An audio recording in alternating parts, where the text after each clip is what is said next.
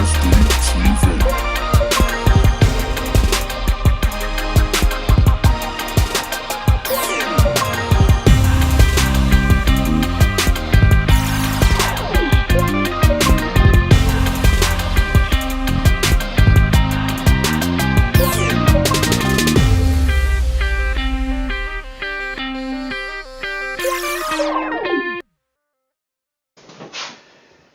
Hey everyone, and welcome to episode 9 of Daz Dee TV. And in this episode, I interview one of my former university lecturers.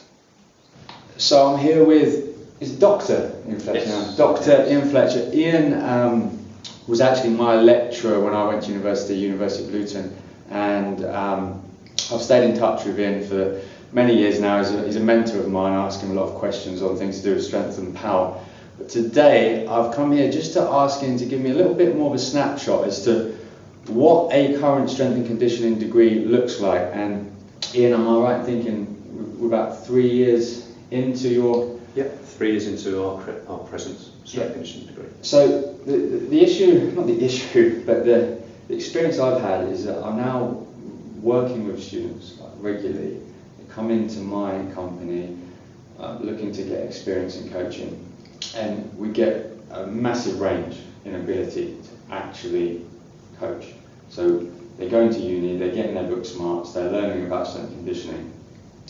But often they'll come out, maybe second year, maybe sometimes even masters, and they're still struggling, in terms of the quality of coaching. So I'm really interested to speak to you about what you see as the role of the university in helping these students. But maybe just before we get into that, just to sort of tell me a little bit about what does the current strength and conditioning degree that you're offering now, what does it look like? So first year, second year, third year, Okay. the amount of practical experience they might get? Yeah, so the first thing to understand, it's a BSc, so it's a Bachelor of Science.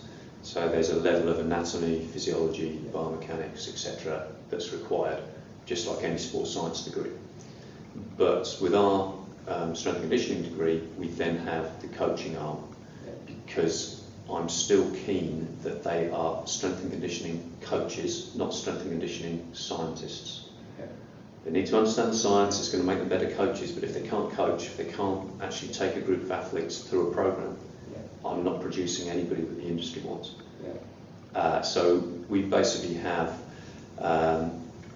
practical throughout the course in the first year, the second year, the third year. We also have work experience opportunities where they can go out on a placement for a whole year, sort of a sandwich placement, and work experience opportunities in the third year, as well as internal work experience just with each other during the first year and the second year.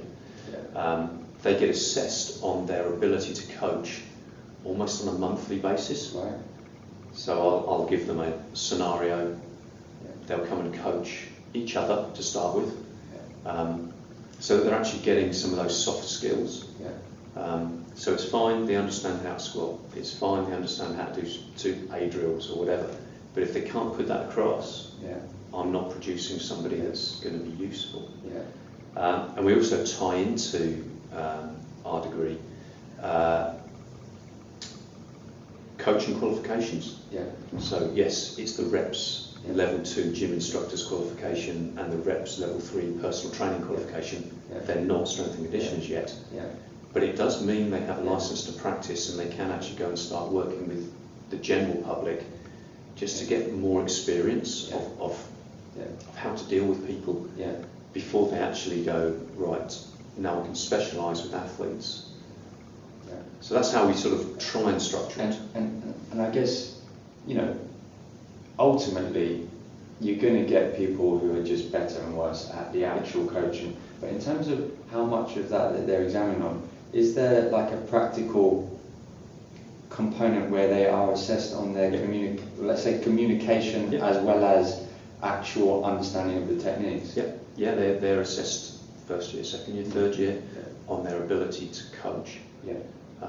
So where they position themselves, what words they use, what feedback they use, all the things that a coach should be able to do. So they are actually assessed on that and then in a different assignment they'll be assessed on the actual scientific content, so that they're still doing a BSc. So the two things go hand in hand. So I guess at the end of the day, it sounds like you're doing everything you can to put them in the driving seat. They just have to be the ones who, when they do leave uni, they can make that impact, make that impression, and you know, you can only do so much, I guess, for them. Well, the better students will take more of the opportunities that are there, because it's fine them coaching each other, because they know each other. It's a very different matter when they go out and coach strangers. So we have work experience opportunities, people like yourself will offer and things like that. But the good students will go and get things out of it. Other students that are less confident won't. And they'll come out with a degree where maybe they don't have the soft skills to become strength and conditioning coaches yet. And I think there's also the big thing, you know, you leave university at 21. Are you really ready to be a head coach? I would, very, very few people are going to be. What I'm trying to do is to produce people with the ability to be a head coach, but they're starting as an assistant coach. So they still need guidance, they still need mentorship, because they won't have the experience or the confidence to really be a dominant feature at a club or anything like that. And a big topic is obviously in terms of graduate coaches and the industry as it is right now, there is such a high demand for the roles, and there's, let's say, arguably less supply, that it is the case that there's quite a lot of professional clubs that will want to get people in who are either current or recent graduates, but often a lot of these internships, some are paid, some are unpaid. A lot of students are saying it's unfair that, you know, they've gone to uni, done 3 years, they've invested in themselves, and then they come out and they're basically being offered either no payment or you know, minimum wage. I personally think that while it might sound like it's unfair, it is just the marketplace, and that if you're either prepared to do it or you're not, and it's not really for me to say right now. Every individual organisation can decide whether they want to offer payment or they don't, and I guess then every individual student can decide whether they want to offer their services for free or they don't. As a university, I suppose every university is a bit different, but from your point of view with the students, do you give them any sort of advice as to like that this is the world you're going into? So I mean,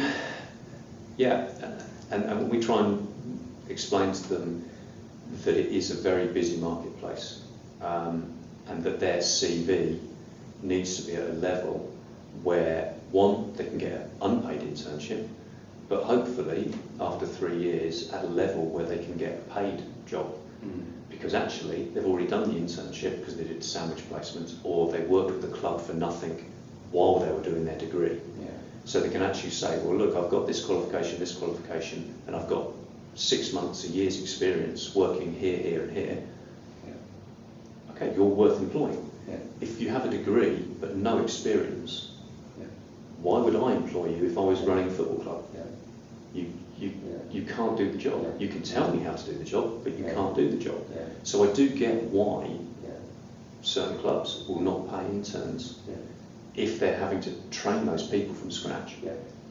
But if it's somebody that's qualified and it's somebody that's got experience, then maybe they should be looking at those paid jobs.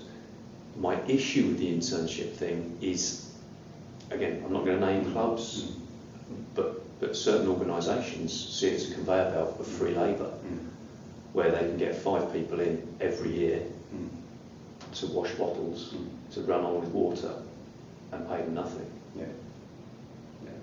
Other organisations will say, we'll pay you nothing, but we'll allow you do these CPD opportunities, we'll pay for you to do accreditations, this. Well, that's a very different internship experience.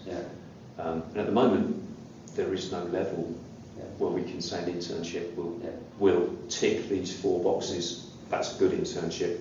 This internship won't. So don't do that with me. There's a minefield out there. It is. I guess the last question is, for you, I know you're someone that's still involved in elite sport, and so a lot of what you you preach it inside the classroom, you practice outside on the field. And I think we might be going that way, where more and more practitioners are coming back into academia. I personally always felt that once I left academia, the door was kind of closed on, because to get back in, you know, without having a PhD, without having this kind of thing, it might be more difficult. But I get the sense that there might be a demand for good quality coach practitioners to come back into the club. Maybe not in a full-time kind of research-based role, but certainly either as a guest lecturer or as a coming in to do a particular module. Do you see that we're going that way as well? Definitely. I mean, I've got a bank of strength and conditioning, physiotherapy colleagues that work in elite sport that we use to just give the actual professional perspective. Because yes, I've worked in professional clubs and worked with the EIS and things like that, but never full time. Mm-hmm. So my perspective is slightly different. But if I get somebody in from a professional football or rugby club or from an international team, then they can give that real perspective. And I think for a lot of strength and conditioning coaches, I'm not being strength and conditioning is a young man's, young woman's game.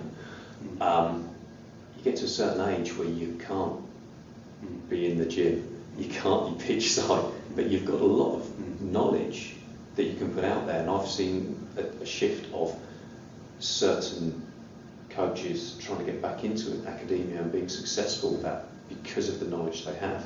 Yeah. When you know it's a 24/7 thing, strength and conditioning, and suddenly you've got family and you've got time commitments, where academia suddenly becomes a more popular potential job. Yeah, I agree with you. Well, I just want to say thanks very much for your time on that. I hope that was interesting to everyone, and if you've got any questions about this video, then shoot me up and we'll talk about it again. Thanks for your time. Iain, thanks for your time. Thank you. Cheers. Daz Dee TV.